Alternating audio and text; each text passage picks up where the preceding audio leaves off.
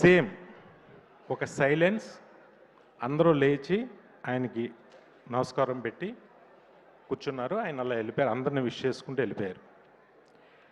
Same scene నేను చెన్నై ఎయిర్పోర్ట్లో అన్నయ్యతో చూసా. అన్నయ్య అలా ఎంటర్ అయ్యారు చెన్నై ఎయిర్పోర్ట్లో, మన ఎయిర్పోర్ట్లో కాదు.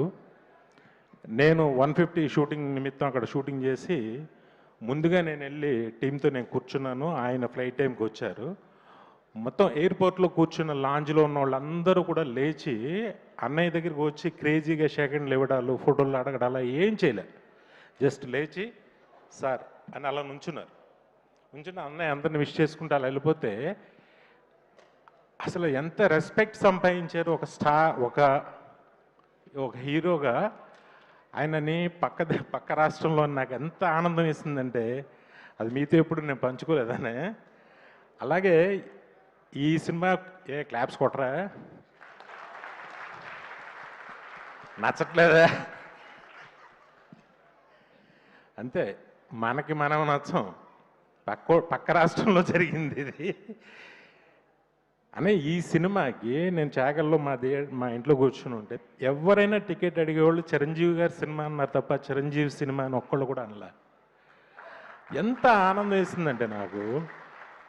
అది బహుశా ఏమో మరి నాకు తెలిసి ఊళ్ళో అందరూ సింగిల్ మామూలుగా పిలుస్తారు, చిరంజీవి సినిమా టికెట్ ఇలాగ పిలుస్తారు, అది అందరికీ తెలుసు. కానీ అలా ఎవరు అడగలేదన్న. చిరంజీవి గారి సినిమా టికెట్లు కావాలని అడిగారు. అది మీరు సంపాదించుకున్న మర్యాద, హోదా. హ్యాట్స్ ఆఫ్ టు యూ అన్నయ్య. నిజంగా మీతో 2 సినిమాలు నేను తీయటం నాకు ఎంతో ఆనందం. నాకు అంత గుర్తింపుని తెచ్చినాయి సినిమాలు. చాలా నాకు అవకాశం ఇచ్చినందుకు చాలా థ్యాంక్స్. నాతో పాటు ఇప్పుడున్న అందరికీ మీతో సినిమా తీయాలని ఉంటుంది, ఆ కిక్కే వేరు. అందరూ హిట్లు కొడతారు. ఈ హిట్కి తేడా ఏంటంటే ఇందులో చిరంజీవి గారు ఉన్నారు. అది అనిల్ చెప్పాడు. చాలా అదొక ఆనందంగా ఫీల్ అవుతున్నారు అందరూ. బాబీ అప్పుడు వాల్తేరు వేరే ఎప్పుడు చూశాను, ఇప్పుడు అనిల్ని చూశాను. ఒకప్పుడు నాలో నేను ఠాగూర్ని 150 ఎప్పుడు నన్ను నేను చూసుకున్నాను. థ్యాంక్ యూ అన్నయ్య మా అందరికి అవకాశాలు ఇచ్చినందుకు. అలాగే వెంకటేష్ గారు సార్, ఇంక మీరు కత్తిలో మీరు కూడా ఆ ఫ్లైట్లో షూ షాట్ అయ్యగానే ఎంత స్టైలిష్గా ఉన్నారనిపించింది నాకు నిజంగా. ఆయన కూడా చాలా ఫస్ట్ కొత్తదనం ఏంటంటే ఆయన ఎక్కడి నుంచైనా తెప్పించవచ్చు కథలో, కానీ బెంగళూరు నుంచి వచ్చాడు.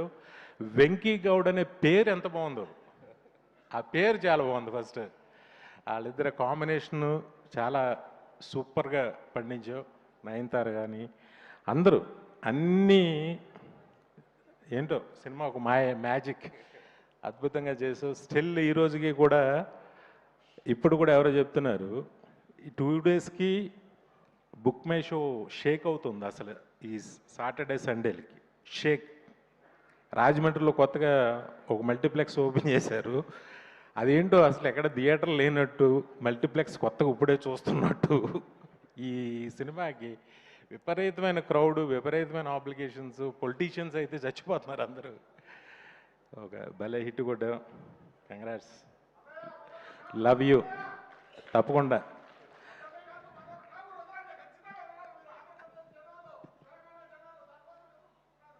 థ్యాంక్ యూ ఆ ప్రేమ ఉన్నందుకు చాలా థ్యాంక్స్. గొప్ప గొప్ప సినిమాలు అస్మాను రిపీట్గా నా అదృష్టం నా జన్మలో దక్కింది. Thank you.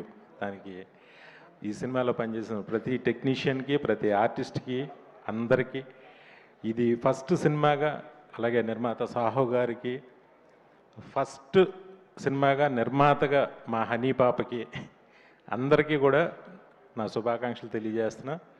Thank you Anil, నాకు ఈ అవకాశం ఇచ్చినందుకు. Thank you very much.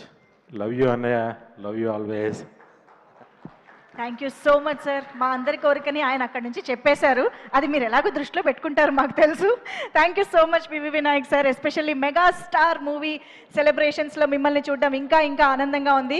So Anil Ravipudi గారిని వేదిక పైన ఉండవలసిందిగా రిక్వెస్ట్ చేస్తూ ఇప్పుడు the next set of shields డిస్ట్రిబ్యూషన్లోకి వెళ్ళిపోదాము. మరికొంతమంది ఎగ్జిబిటర్స్కి షీల్డ్ అందించే సమయం వచ్చేసింది. అయితే ఈసారి వేదికపైకి మనందరి ఫేవరెట్ వెంకీ గౌడకి వెల్కమ్ చెప్పే టైం వచ్చేసింది.